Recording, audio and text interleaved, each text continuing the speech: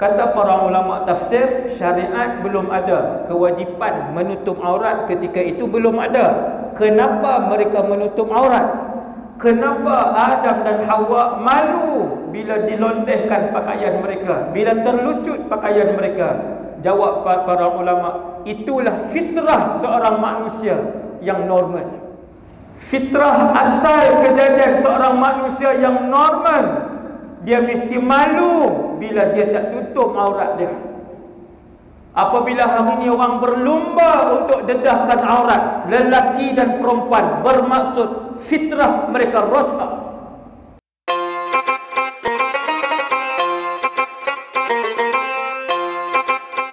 Ila hadratin Nabi Mustafa sallallahu alaihi wasallam wa alihi al-tahirin wa ashabihi al-kiram والتابعين وتابع التابعين وإلى جميع أولياء الله الصالحين ووالدينا ومعلمينا وذوي الحقوق علينا وإلى جميع أرواح المسلمين والمسلمات. الفاتحة. أعوذ بالله من الشيطان الرجيم. بسم الله الرحمن الرحيم. الحمد لله رب العالمين الرحمن الرحيم إياك نعبد وإياك نستعين إن الصراط المستقيم صراط الذين أنعمت عليهم.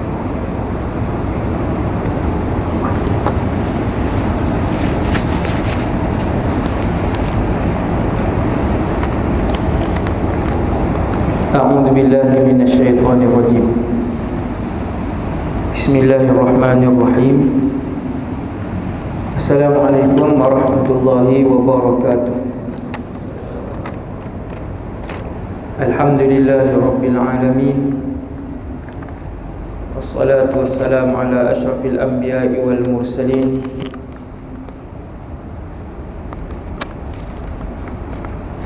سيدنا وحبيبنا وشفيعنا محمد بن عبد الله الأمين وعلى آله وأصحابه ومن تبعهم بإحسان إلى يوم الدين. رب اشرح لي صدري ويسر لي أمري واحلل عقدة من لساني يفقهوا قولي. اللهم اهد قلبي وسدد لساني بحق سيدنا محمد صلى الله عليه وسلم.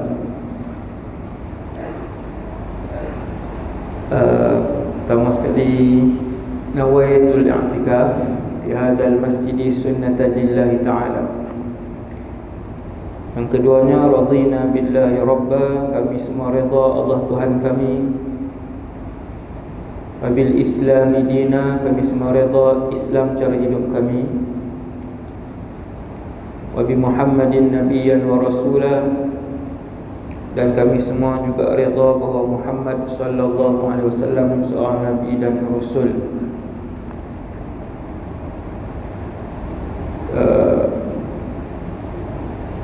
Pengurusi masjid, jawatan kuasa, para pegawai masjid, seterusnya muslimin dan muslimat yang dirahmati Allah Subhanahu wa taala sekalian. Malam ni tak ada tajuk special pun, tapi kebetulan malam ni kira ceramah terakhir lah sebelum PKP. Kedah okey lagi, PKPB kalau bilang PKP. Jadi tuan-tuan yang dirahmati Allah sekalian, kita bercakap tentang satu tajuk yang penting.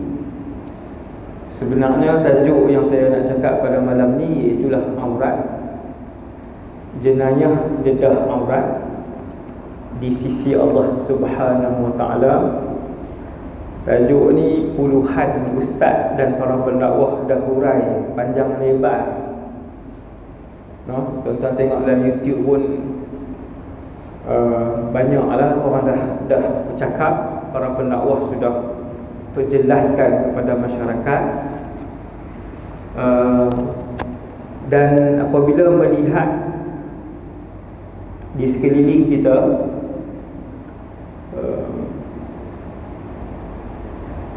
umat Islam di Malaysia ramai di kalangan lelaki dan perempuan yang mula tidak mengambil berat tentang aurat. Kalau buat dosa zina lah, zina, orang nampak besar, dan memang besar pun, sebab dia dosa besar,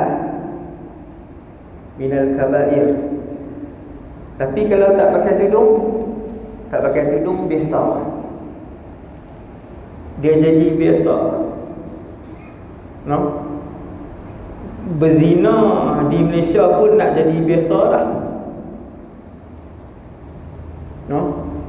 Cuma saya nak beritahu kat tuan-tuan, kalau masyarakat kita lah ni poin nombor 1.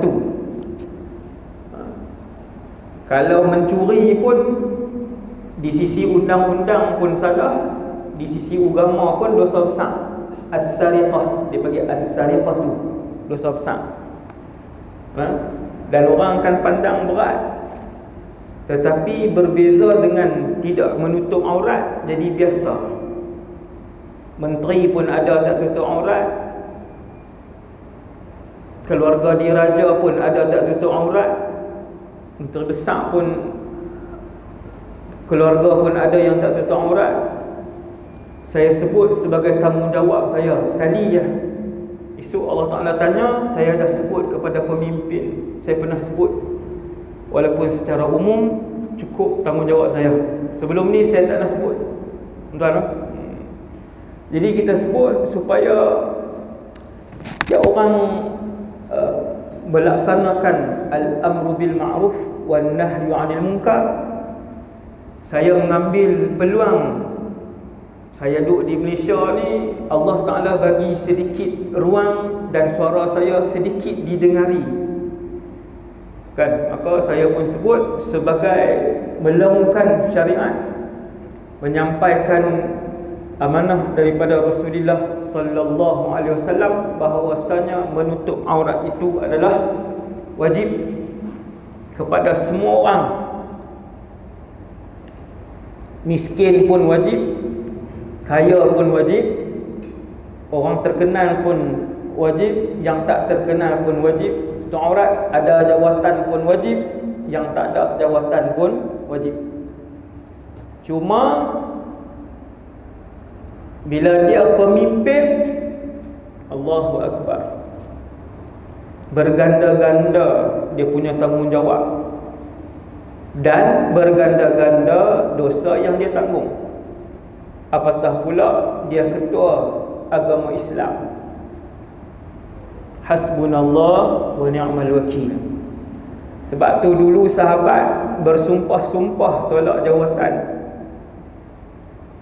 mengamuk-ngamuk tolak jawatan. Tolak noh, bukan digan, tak sama ni.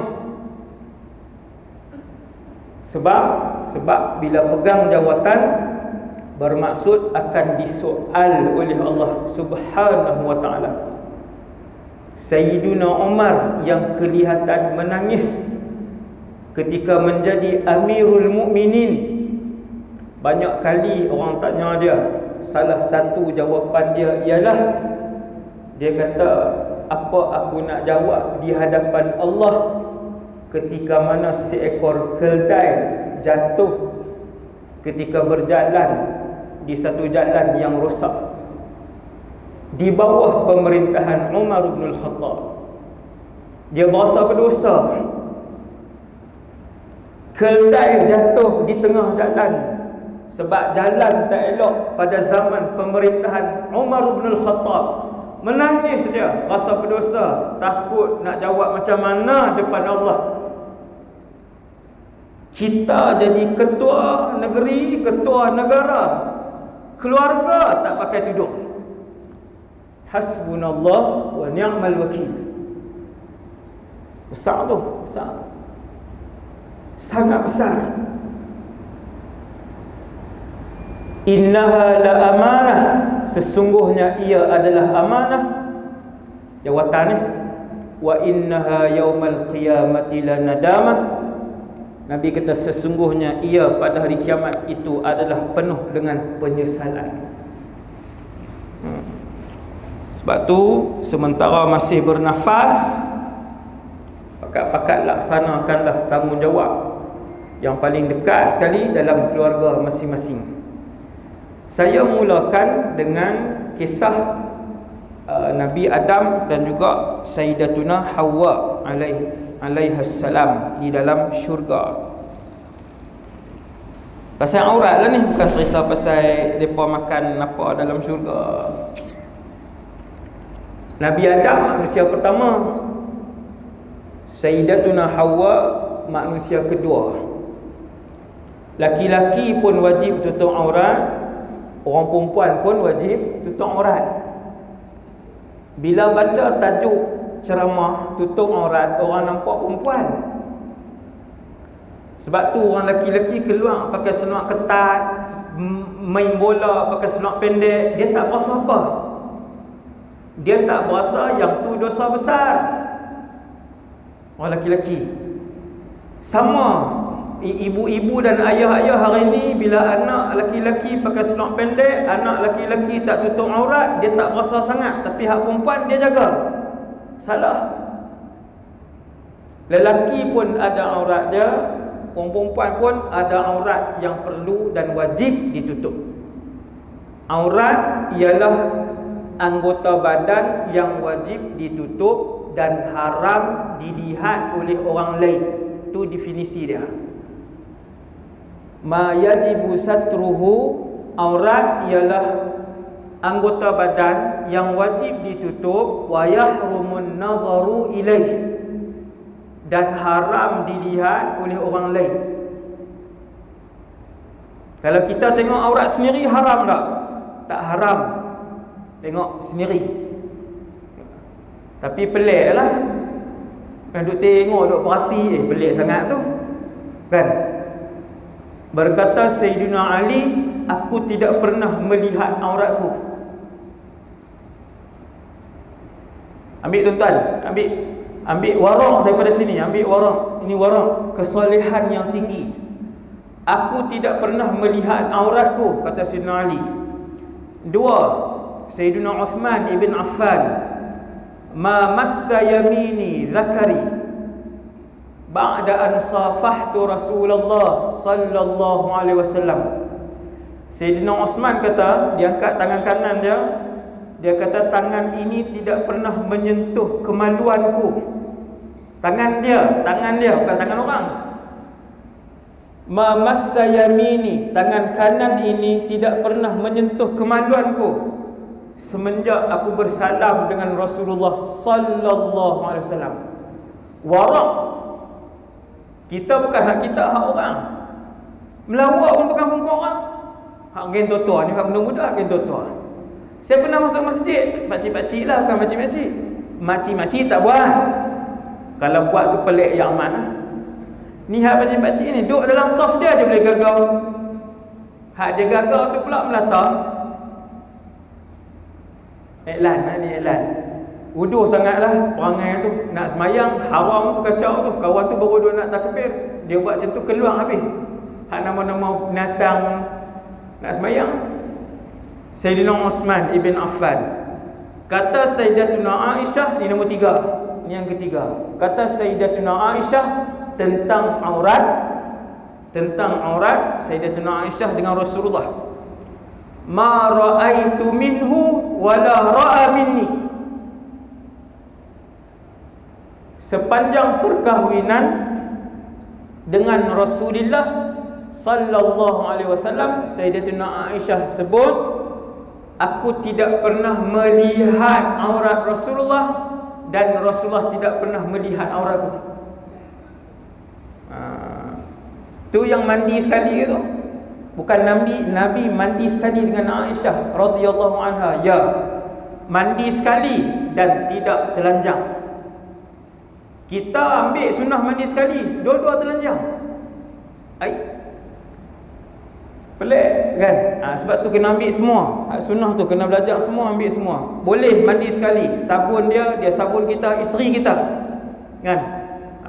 Tapi kena tengok lagi apa yang Sayyidatuna Aisyah cerita.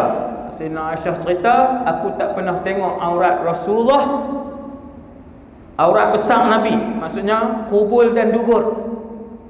Begitu juga Rasulullah tidak pernah melihat aurat besar Aisyah. Saya terjemah aurat besar, Arab panggil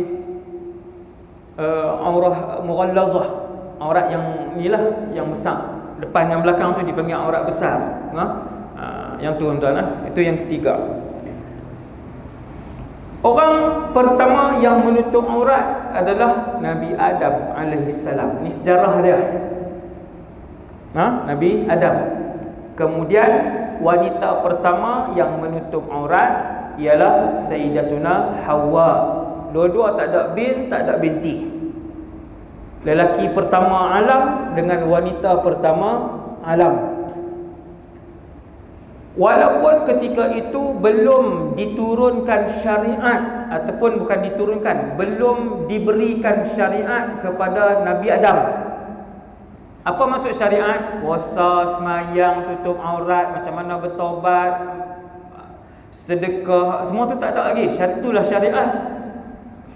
Ni hukum makam ni.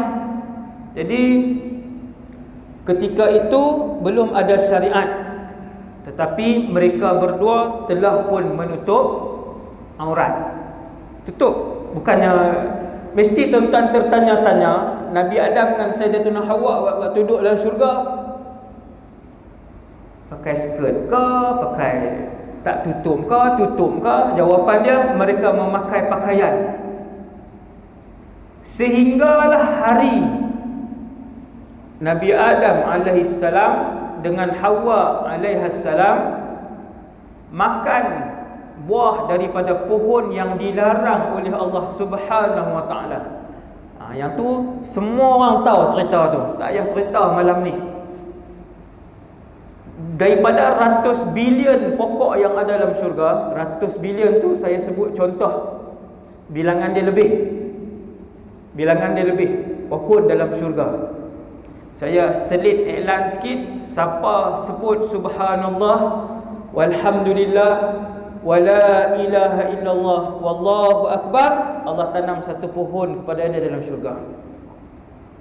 Tu selit tu iklan tu, teringat. Iklan. Ni ceramah terakhir ni, ambil lah amalan-amalan kan. Tak balik beramai. Balik berkeluar tasbih subhanallah walhamdulillah wala ilaha illallah wallahu akbar. Cukup 100 baru pegang handphone. Tengok benda penting. Setiap hari Nabi Adam dengan Hawa berpakaian sampailah wallahu alam, selepas berapa ratus tahun, wallahu alam, tak ada hadis. Saya cari berapa ratus tahun. Sampailah iblis sendiri goda, bisik kepada Nabi Adam, bisik kepada Hawa, bisik kepada Nabi Adam, bisik kepada Hawa.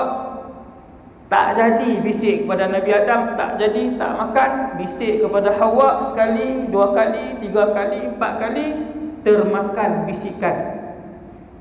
Bukan termakan buah lagi, bisikan tu.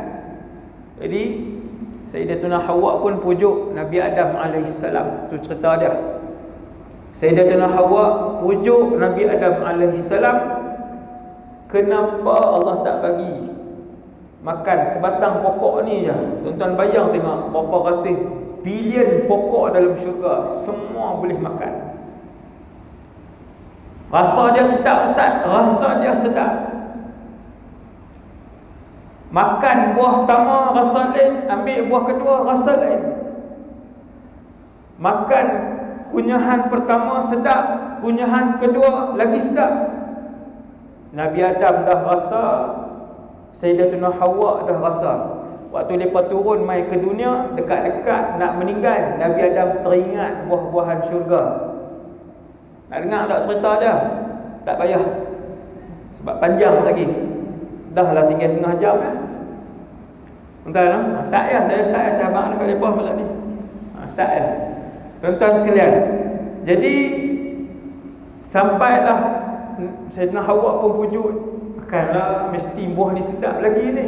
Padahal Nabi Adam dengan Hawa makan dah buah-buah lain, sedap dah. Sayyidina Hawa pujuk, makanlah, mesti yang ni paling sedap.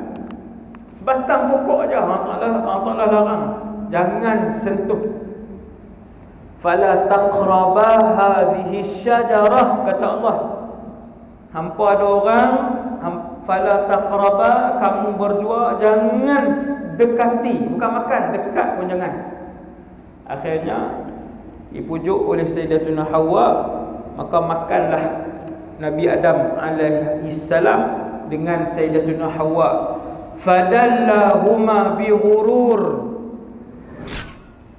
dengan sebab itu dapatlah ia menjatuhkan mereka berdua ke dalam larangan dengan tipu daya iblis. Tuan-tuan boleh tengok hak ni.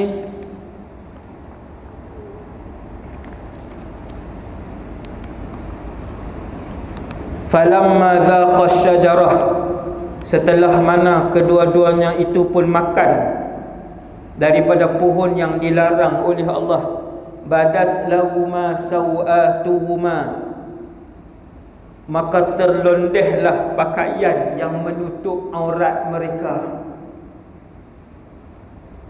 Nabi Adam dengan Hawa pakai apa? Pakai pakaian yang menutup aurat. Wa tafiqa yakhsifani alaihima min waraqil jannah. Bila pakaian yang dipakai, pakaian bukan pakai daun. Pakaian yang Nabi Adam dan Hawa pakai, boleh jadi pakaian tu daripada kulit, boleh jadi daripada bulu haiwan, pakaian. Terlondeh dengan sendirinya pakaian tu. Dia macam ni. Bila terlondeh dua-dua orang, entah bayang tengok.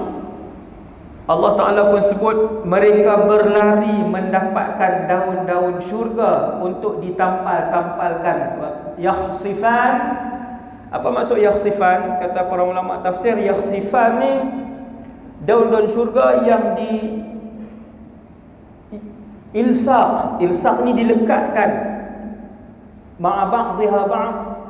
Dia pergi kat pokok daun-daun syurga besar, ambil satu helai, dua helai, tiga helai, dia lekatkan, lekat. Jadi macam kain tu tutup. Kita kalau kita pakai seluar terlondeh, boleh tak angkat balik? Angkat balik lah. Angkat balik lah, bukan susah pun. Tetapi pakaian tu terlondeh dan tak boleh pakai dah. Subhanallah. Pakaian indah yang menutup aurat Hawa dan Adam alaihi wassalam, waktu terlondeh mereka makan buah larangan syurga tu, terlondeh tu tak boleh angkat dah. Sebab tu masing-masing tengok pokok, kawan ni pikuk ni, kawan ni pikuk ni, tarik daun syurga, daun dari pohonan syurga, tarik berapa helai. Bila Allah sebut wa tafiqa yakhsifani min waraqil jannah, Allah Ta'ala sebut dalam kisah ni, mereka ambil daun-daun tadi, mereka lekat, maksudnya ambil banyak. Berapa helai wallahu alam, ambil beberapa helai, lekat, pakai, jadi pakaian. Kata para ulama tafsir, syariat belum ada kewajipan menutup aurat ketika itu, belum ada. Kenapa mereka menutup aurat? Kenapa Adam dan Hawa malu bila dilondehkan pakaian mereka, bila terlucut pakaian mereka? Jawab para ulama, itulah fitrah seorang manusia yang normal.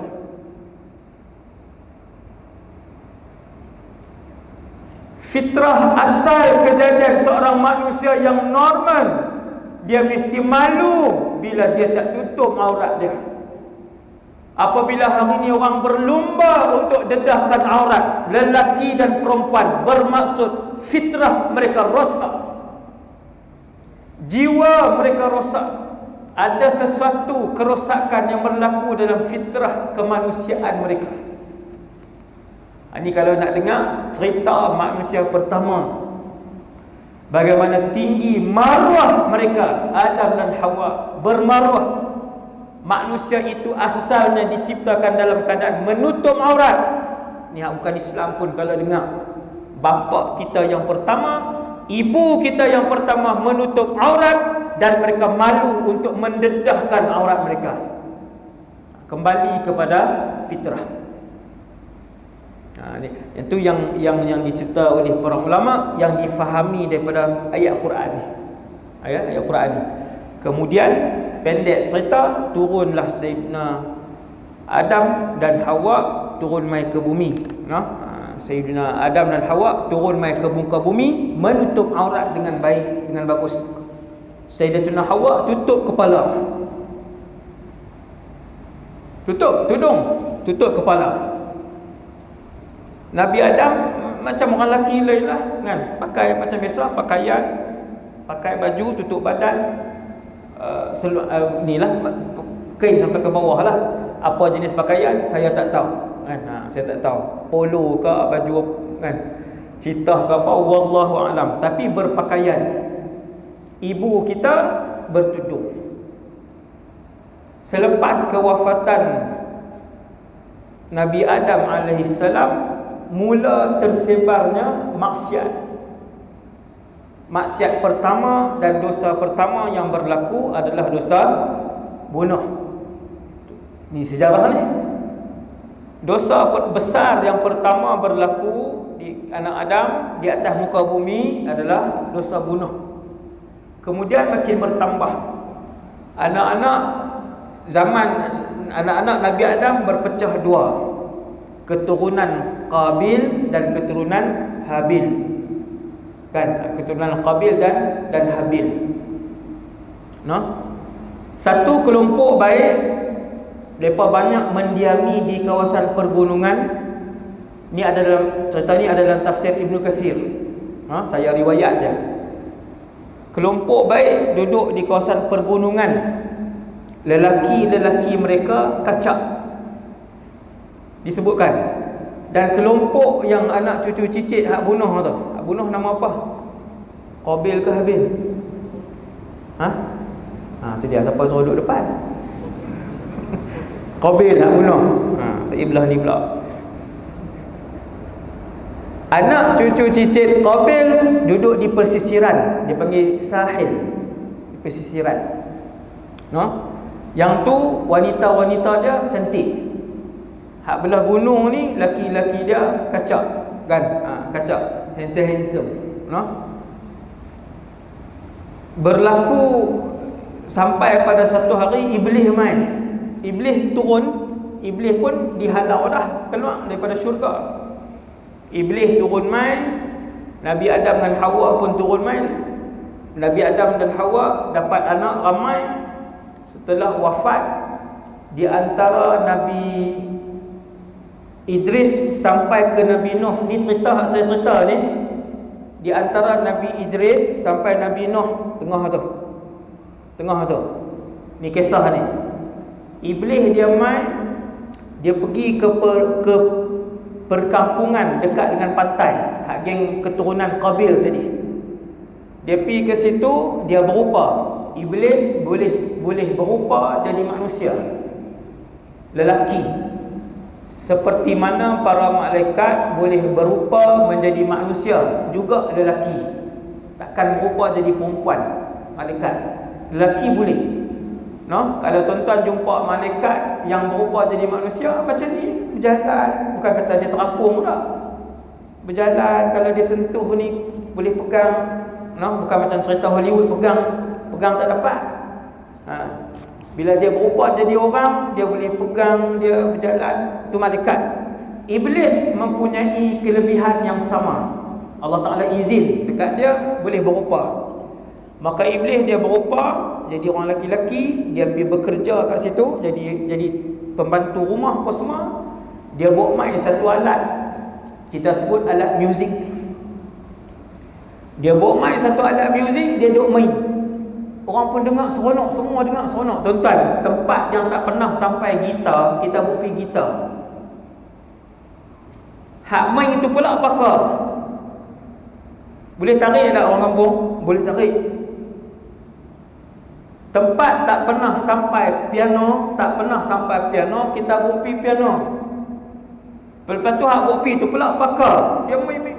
Jadi Iblis ni dia buat pergi satu alat, wallahu alam benda apa, tapi alat muzik, sehingga semua orang minat. Nampak sama muzik orang minat dah. Ada orang hidup dengan muzik, tidur dengan muzik, pasang 2 jam. Hasbunallah wa ni'mal wakil. Betapa ruginya dia. Kalau dia pasang Quran pun seronok kan, zikir ke selawat tak di telinga. Subhanallah. Muzik daripada zaman tu.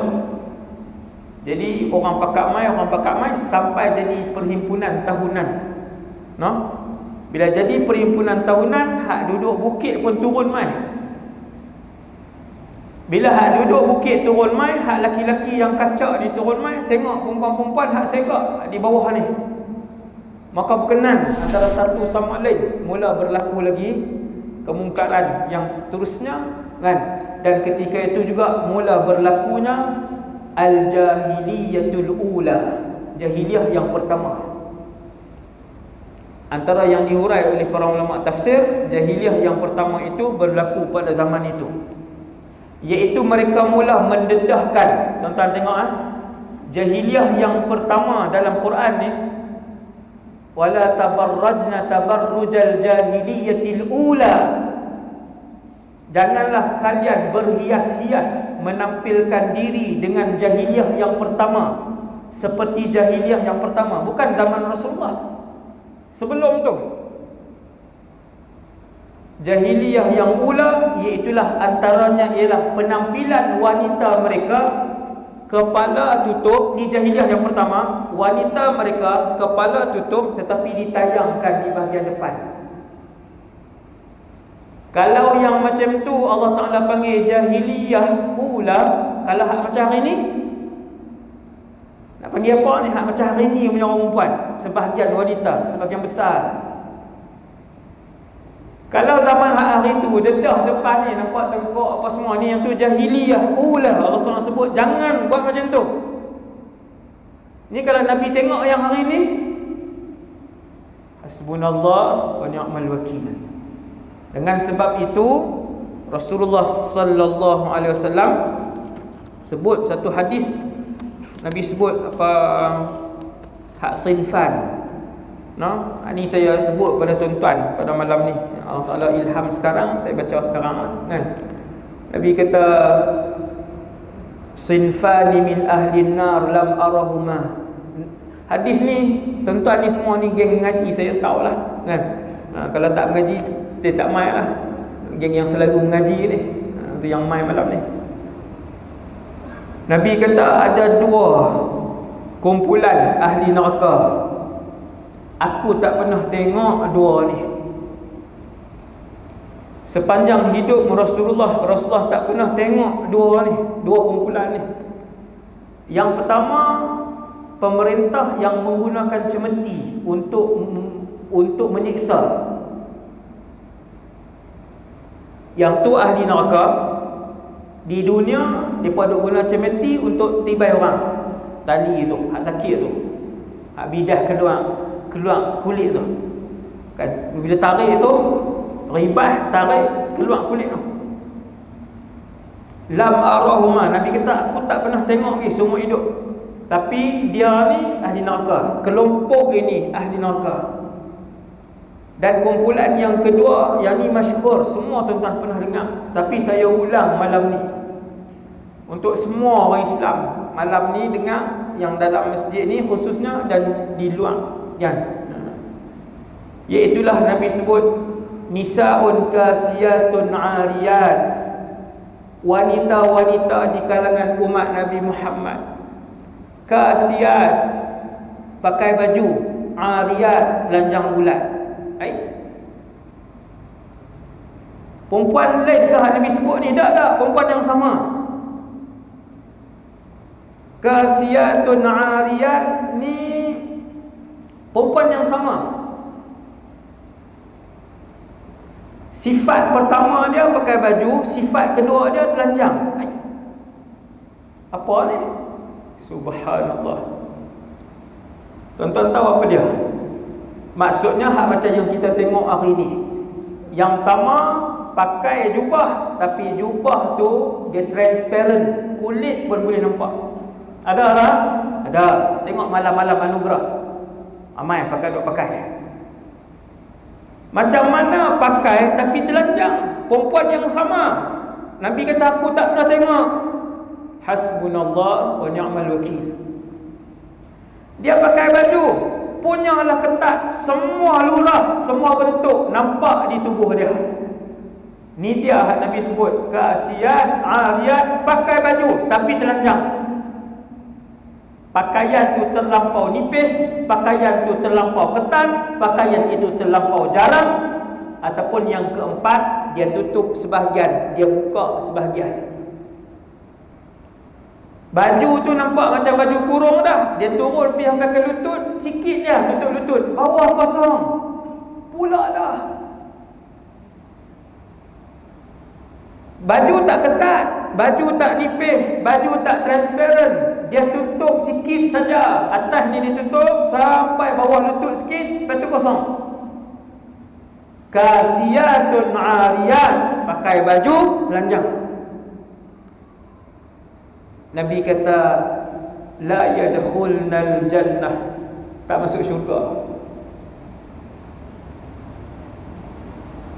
Dengar semua orang yang ada isteri yang tidak bertudung pada malam ni, daripada paling tinggi pegang jawatan sampai yang paling rendah.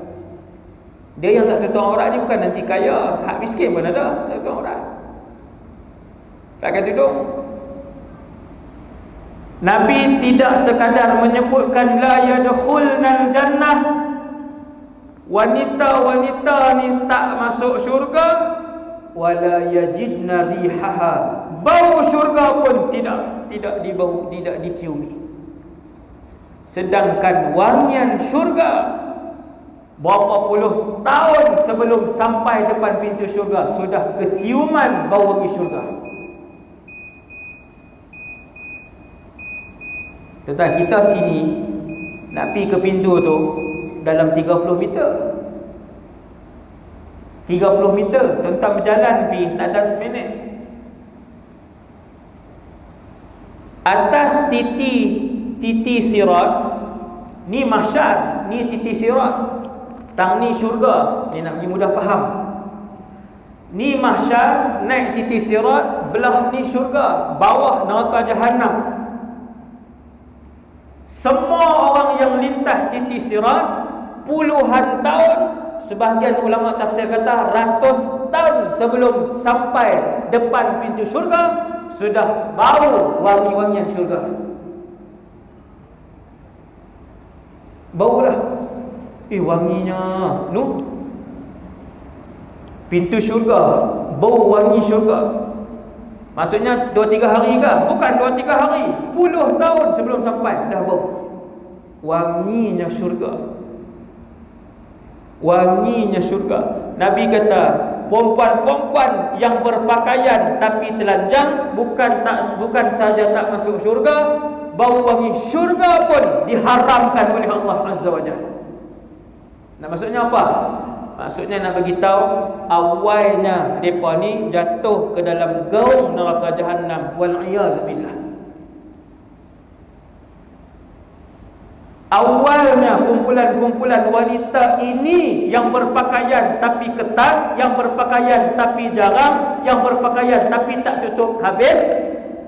Awalnya mereka tergelincir masuk ke dalam neraka jahanam, bau pun tak ada. Sedangkan Nabi sebut, tak habis lagi hadis ni. Nabi kata sedangkan wangi syurga itu dapat dicium puluhan tahun sebelum sampai. No? Hasbunallah wa ni'mal wakil.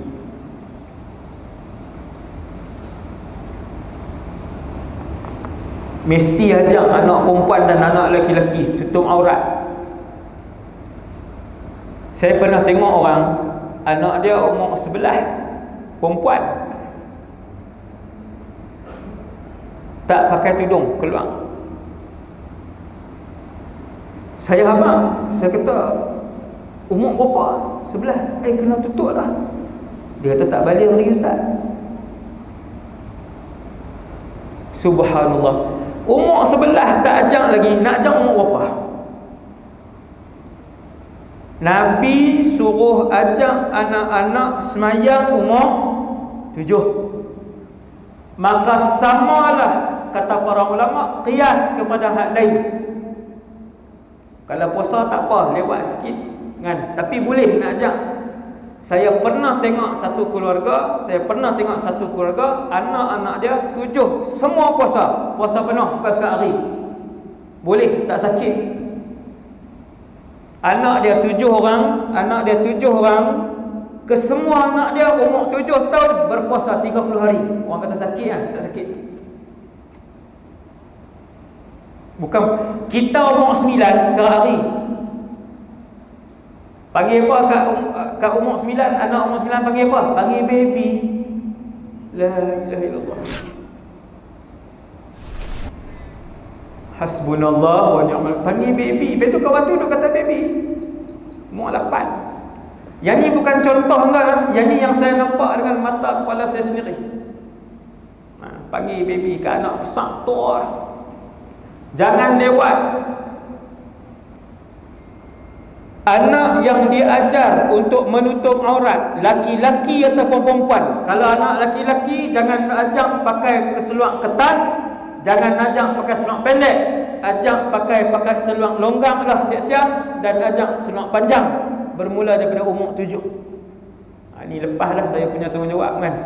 Semua daripada yang paling tinggi jawatan dalam sebuah negara sampailah yang paling rendah yang tak ada jawatan. Begini yang diajarkan oleh Rasul kalian yang menjadi utusan Allah Subhanahu Wa Taala. Nabi yang mai bagi tahu kehendak Allah. Bila Nabi kata ajak umur 7, maklumat ajak umur 7 tu mai daripada Allah Subhanahu Wa Taala. Apa bukti dia? Wa ma yantiqu 'anil hawa.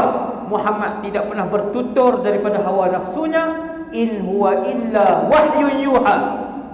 Setiap perkataan yang keluar dari mulut Muhammad adalah wahyu. Yang bagi tahu umur 7 tu siapa? Allah Jalla Jalaluh. Ikutlah tuan-tuan, ikut.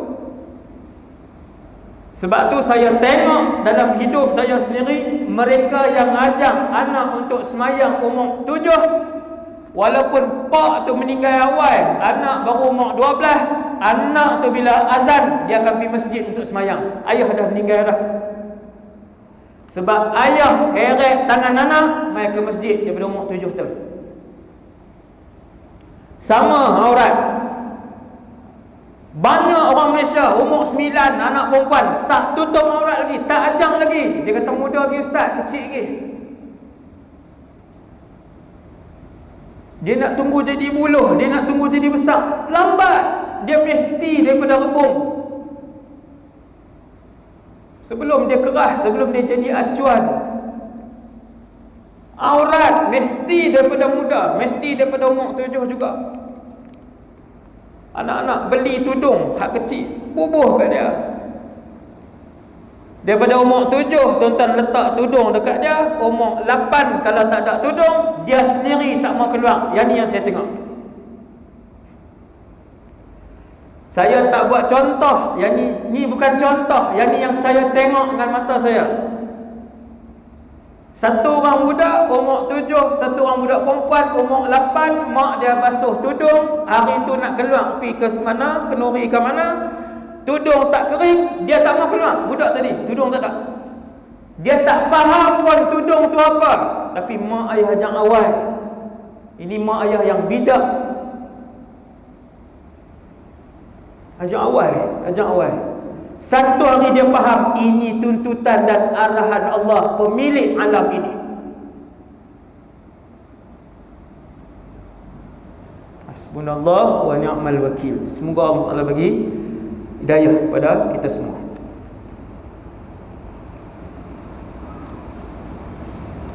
Itu tentang pendidikan aurat.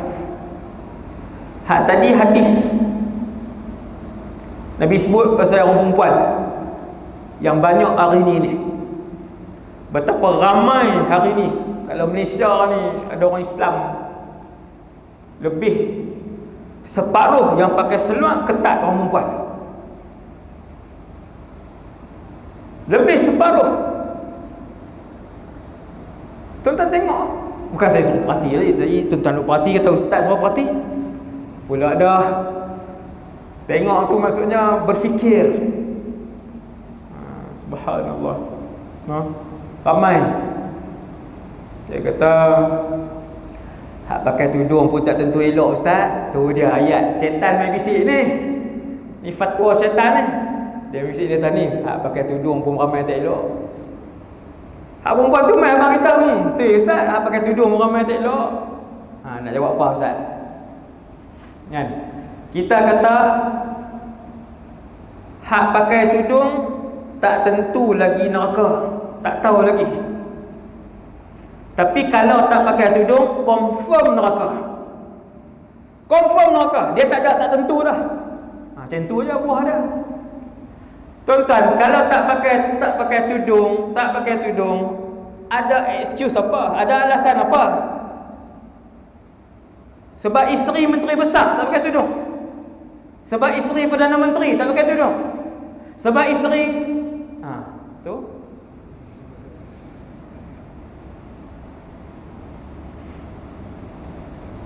Memang hak pakai tudung pun tak semua tentu baik. Betul. Tapi kalau mati dua orang ni, satu hak pakai tudung, satu hak tak pakai, kita tak tahu apa amalan mereka di belakang.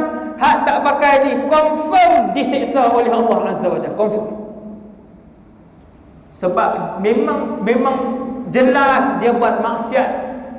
Memang jelas dia melakukan maksiat dan kemungkaran. Tak boleh timbang-timbang apa dah. Subhanallah wa ni'mal wakil. Tu orang lelaki, orang perempuan. Orang lelaki ada satu hadis, juga hadis yang berat, juga berkaitan dengan aurat, iaitulah apabila betapa ramainya pada hari ini suami-suami dan ayah-ayah yang reda dengan anak-anak yang tak tutup aurat, dan anak-anak yang duk tayang gambar-gambar yang tak tutup aurat dalam media-media sosial. Dia tak tahu ke ustaz? Dia tahu, si suami tahu isteri duk upload gambar tak tutup aurat. Si ayah tahu anak-anak perempuan dia, dua orang duk upload gambar-gambar tak tutup aurat. Ibu orang tengok. Hati-hati, takut-takut mereka ini tergolong dalam kumpulan yang tidak akan dipandang oleh Allah, iaitulah kumpulan dayus. Tadi orang perempuan kan, ini orang lelaki pula. Ramai tak? Ramai. Ambil perhatian suami-suami dan ayah-ayah. Dosa kita pun nak kena tanggung dah. Anak-anak tak tutup aurat, tak pakai tudung, pakai seluar ketat, pakai baju ketat, pakai seluar singkat, pakai baju singkat, dia keluar 100 orang tengok, pak duduk di rumah, pak duduk dalam masjid, duduk dengar ceramah, tanggung juga. Masuk dapat, saham tu dapat. Sebab dia ayah, sebab dia suami.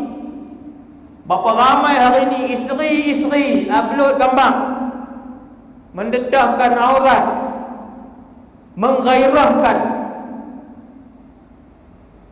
Walaupun dia gambar, ada khilaf di kalangan ulama, tetapi gambar-gambar tu menggairahkan, menimbulkan syahwat, membangkitkan syahwat, menimbulkan fitnah, maka dia haram. Tuan-tuan tak kesian kita lalu di highway, di highway tengok di billboard kanan kiri, laki pakai seluar ketat, perempuan tak tutup aurat. Gambar dia dilihat oleh puluhan ribu orang.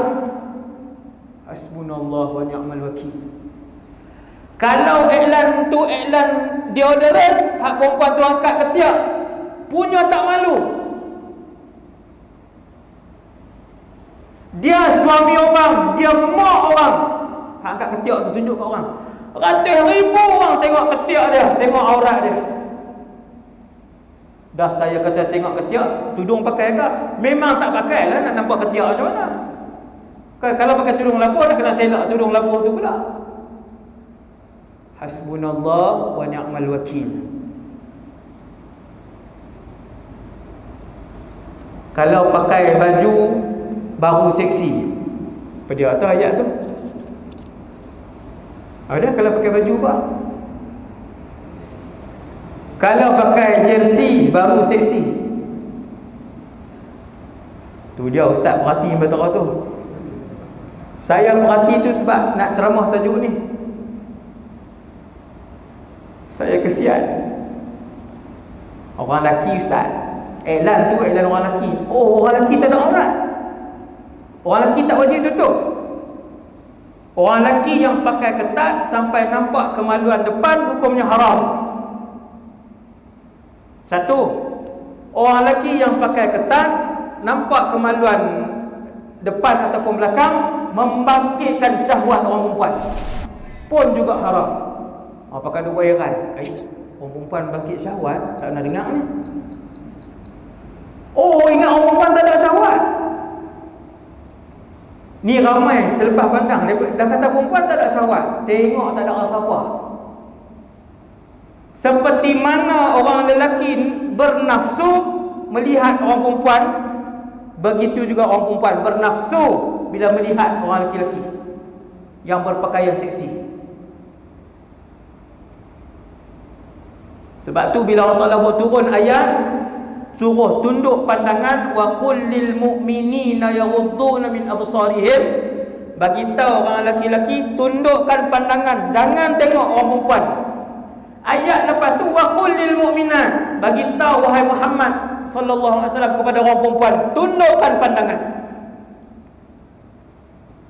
Macam malam ni baru dengar, oh, orang perempuan pun naik nafsu juga. Ya. Sebab itu aurat orang laki-laki luang di depan orang perempuan luang, bukan luang rumah, ajnabi dia panggil. Satu laki-laki ajnabi depan orang perempuan, apa yang orang perempuan tu boleh tengok? Jawapan dia pusat sampai ke lutut, wajib tutup orang laki-laki, dan badan wajib tutup di hadapan seorang wanita ajnabiyah. Macam pelik tu. Faham tak ni? Kita depan satu orang perempuan, Islam ke tak Islam ke, bukan adik-beradik kita, bukan mahram kita, perempuan luang, ajnabiyah, orang luang. Orang perempuan luang ni dia boleh tengok semua ke? Jawapan dia tak boleh tengok daripada pusat sampai ke lutut, tambah badan orang lelaki tu, tak boleh tengok. Tu yang duk keluar, pergi duk meracun apa semua, nyangkui tak pakai baju apa tu ustaz. Dosa lah tu. Apabila wanita luar tengok, bukan luar rumah tuan-tuan, ajnabiyah, dia tak masuk dalam je lah, duduk atas tu kan, berhenti dah ni patutnya 5 minit lagi. InsyaAllah. No? Jadi Nabi sebut dalam satu hadis, 3 kumpulan laki-laki, 3 kumpulan ni pandang pun tidak Allah Subhanahu Wa Taala, tak pandang. Hak tadilah hak saya sebut tadi ni, no? Yang ketiganya ialah lelaki-lelaki yang dayus. Bila sebut tak pandang, Tuhan takkan ihsan sikit pun kat kumpulan ni. Hati-hati tuan. Apabila saya dan kita semua berdiri di padang mahsyar satu hari nanti. Hari ini kita ada jawatan, kita boleh bagi alasan. Hari ini kita orang kaya, macam-macam alasan kita bagi bila bercakap tentang orang. Hari ini kita orang masyhur, macam-macam kita bagi alasan. Satu hari saya dan kita semua berdiri di mahsyar di hadapan Allah Azza wa Jal. Waktu tu Nabi kata, ingat ada 3 kumpulan, Allah pandang pun tidak. Tuan-tuan, ulama kata cukup berat. Sebab Allah ini sifat dia Maha Pengasih dan Maha Pengampun. Bila Nabi kata Allah pandang pun tidak, kata para ulama maksudnya Allah takkan merahmati dia sedikit pun. Kumpulan yang ketiga ialah dayus, mereka yang membiarkan ahli keluarga melakukan maksiat dan tidak menegur. Dia tahu anak perempuan dia upload gambar tak tutup aurat, dia tak tegur. Dia tahu isteri dia upload gambar tak tutup aurat, dia tak tegur. Sama ada dia tak berani ataupun dia redha dengan isteri dan anak perempuan dia ataupun kakak dia sebagainya buat perkara tersebut. Banyak yang berlaku apa? Redha.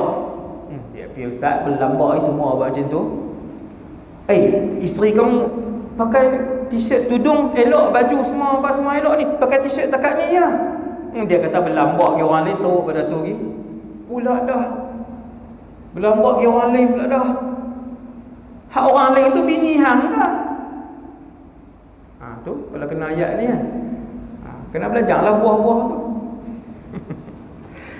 Hasbunallah wa ni'mal wakil. Hati-hati ayah-ayah dan suami-suami yang redha dengan tayangan gambar anak-anak isteri kita. Mulai malam ni. Ni saya habaq dah kan. Tak ada dah tajuk ni kan. Subhanallah.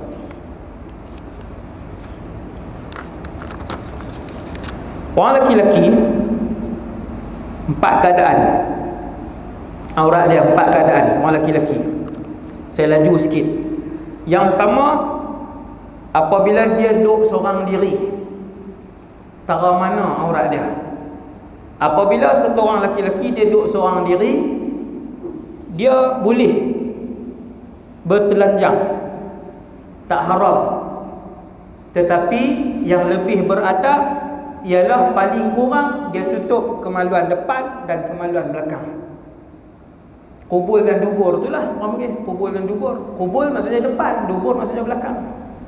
Maksudnya bahasa hari ni pakai boxer. Yang tu paling kurang beradab. Tak haram, dia telanjang pun tak haram orang lelaki-lelaki. Tapi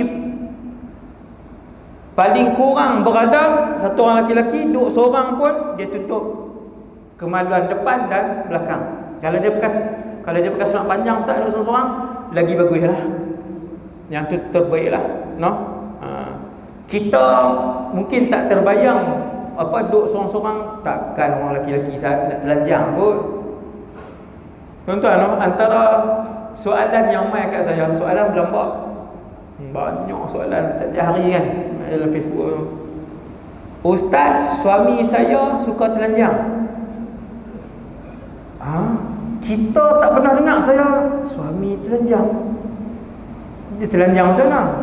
Kalau Lena mesti telanjang. Tak kata pakai boxer tak apa. Bukan boxer ustaz, tak pakai apa. Pula dah. Ada aurat tak suami dengan isteri ni? Tak ada. Suami boleh melihat seluruh tubuh isteri, tak ada aurat. Isteri boleh melihat keseluruhan tubuh suami, tiada aurat. Boleh. Cuma tidak beradab. Tidak beradab. Saya kata bubuhlah boxer kat dia waktu dia tidur tu. Tak mau buah pampers. Kan? Senang dah, tak pakai apa dah. Kali ikut ni bukan dia dengar lah. So dia mangkit tu kan. Buat 3 kali tak pakai dah. Beli pampers hak XL tu, dah sembuh. Rupanya ada hak jenis ni, bukan satu. Mai yang kedua, mai yang ketiga. Ada banyak soalan kan hak jenis-jenis tu. Memang tidur dia buka semua. Pelik kan? Saya pun tak pernah jumpa. Memang tak pernah nak jumpa pun.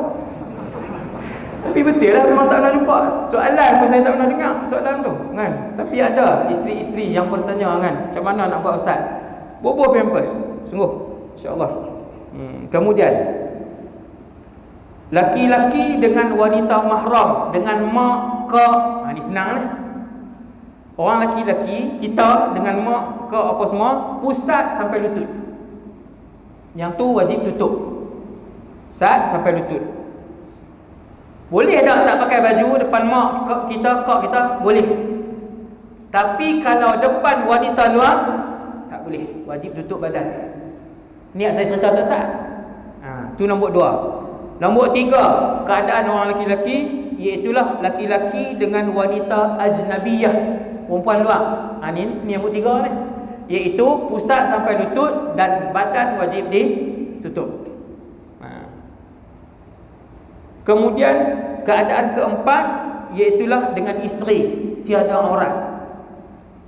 Orang perempuan pula, keadaan aurat orang perempuan. Yang pertama, orang perempuan dengan suami, wanita dengan suami, tiada aurat. Perempuan ada 5 keadaan dia. Yang kedua, wanita satu orang perempuan dengan orang perempuan Islam yang lain. Dengar tuan-tuan, pelik ni, tapi ini ilmu. Satu orang perempuan dengan orang perempuan Islam yang lain. Islam, pusat sampai lutut saja. Tudung hak ni tak payah tutup kan? Yang tu bukan aurat. Kemudian orang perempuan dengan orang perempuan yang bukan Islam. Yang ni ramai tak tahu. Satu orang wanita Islam dengan wanita bukan Islam. Jawapan dia seluruh tubuh kecuali muka dan tapak tangan. Satu orang perempuan Islam depan kawan dia bukan Islam, perempuan. Boleh tak buka tudung? Tak boleh. Kepala aurat. Ramai dia ingat kepala bukan. Dah sama-sama perempuan. Aurat. Wajib tutup. Buka juga ustaz? Haram. Hasbunallah wa ni'mal wakil. Itu yang ketiga. Yang keempat, orang perempuan dengan lelaki mahram, dengan ayah, dengan abang, adik laki-laki, pusat sampai lutut. Macam pelik tu. Tapi jangan buatlah. Walaupun dengan mahram kita, zaman hari ni tak boleh pakai lah. Zaman hari ni kena tutup kan? Macam-macam zaman hari ni. Tetapi hukum asal begitu. Satu orang perempuan dengan mahram dia, ayah dia, abang dia, pusat sampai lutut. Dan yang terakhir, satu orang perempuan dengan lelaki luar. Islam ke tak Islam ke lelaki luar, seluruh tubuh dia kecuali muka dan tapak tangan. Jadi saya rasa yang tu saja untuk malam ni. Ceramah kita, semoga apa yang saya sampaikan ni mendapat iktibar daripada kisah yang berlaku waktu turun ayat hijab. Ayat hijab turun kepada umat Islam zaman Rasulullah SAW. Hijab ni maksudnya tudung yang tutup semua dengan muka. Begitulah pakaian. Kalau tuan-tuan tanya, pakaian zaman sahabat dan isteri-isteri Rasulullah sallallahu alaihi wasallam, pakaian mereka ialah yang berwarna hitam. Pakaian muslimah pada zaman Rasulullah semuanya berwarna hitam, tutup sampai ke bawah. Kepala, muka semua tutup, hanya nampak ni je selepas turun ayat hijab. Hanya kawasan mata saja yang dijarangkan untuk melihat. Bukti dia, para sahabat sebut, apabila muslimat datang solat di Masjid An-Nabawi, kami tidak kenal isteri siapa wanita ini, isteri siapa wanita ini. Zaman tu menutup aurat pada zaman itu, waraknya mereka, jaganya mereka, itu isteri-isteri Nabi dan juga para isteri-isteri para sahabat. Maka pakat ni lah, pakat renung lah apa nama ni, daripada keadaan itu, supaya kita semua juga diridai oleh Allah Subhanahu Wa Taala seperti mana mereka diridai oleh Allah Subhanahu Wa Taala. Yang baik daripada Allah, yang kasar dan salah tu daripada diri saya sendiri, kerana Allah Subhanahu Wa Taala. InsyaAllah saya membuat teguran, saya menyampaikan pesanan supaya nanti Allah Subhanahu Wa Taala apabila menyualkan saya yang tahu tentang ayat-ayat ini, yang tahu tentang hadis-hadis ini, saya akan menjawab di hadapan Allah, laqad ballaghtu, aku telah sampaikan kepada mereka wahai Allah. Aqulu qali hadza astaghfirullahal azim li wa lakum. Assalamualaikum warahmatullahi wabarakatuh. Bismillahirrahmanirrahim. Alhamdulillah. Wassalatu wassalamu ala Rasulillah wa ala alihi wa sahbihi wa ala. Allahumma 'allimna ma yanfa'una, ya Allah, ajarkanlah ilmu yang bermanfaat kepada kami. Wanfa'na bima 'allamtana, ya Allah, manfaatkanlah ilmu yang Kau telah berikan kepada kami pada malam ini. Wa zidna 'ilman wa 'amalan wa ikhlasan fi hayatina. Tambahkanlah kepada kami, ya Allah, ilmu, amal ibadah dan keikhlasan dalam kehidupan kami. Sallallahu alaihi wasallam Muhammad wa ala alihi wasallam. Walhamdulillahirabbil alamin.